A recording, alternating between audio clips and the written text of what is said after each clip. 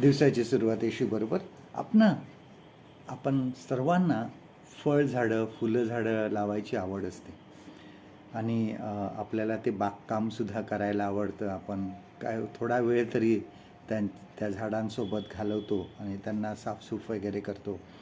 मी पण माझ्या लहानशा जागेमध्ये थोडेसे टमाटे लावलेत, काही मिरच्या लावल्यात, काही वांग्यांची रोपं लावली आणि त्यांना रोज पाणी टाकावं लागतं किंवा दिवसाआड थोडं थोडं पाणी टाकावं लागतं.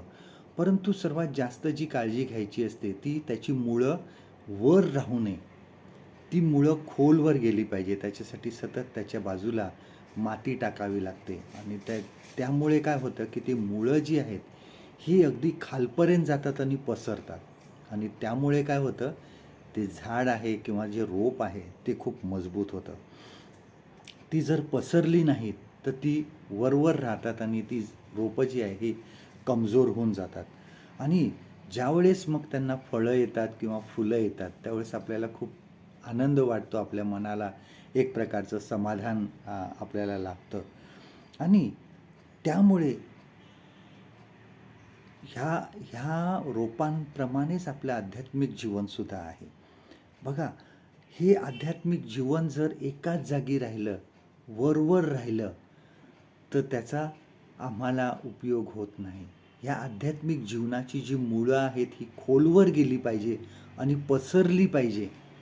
त्यावेळेस आपलं आध्यात्मिक जीवन जे आहे हे मजबूत होणार आहे. बऱ्याच वेळेस आपल्याला तेच जीवन जगून मग ते आध्यात्मिक जीवन असो किंवा आपलं रोजचं जीवन असो, आपल्याला कधीकधी त्याचा कंटाळा येतो आणि मग आपण एका जागी थांबून राहतो. आपलं एका जागी आपलं जीवन स्थिर होऊन जातं. त्याची वाढ होत नाही आणि ज्यावेळेस त्याची वाढ होत नाही त्यावेळेस आपली वाढ मग खुंटते, ती आपली पसरली जात नाही.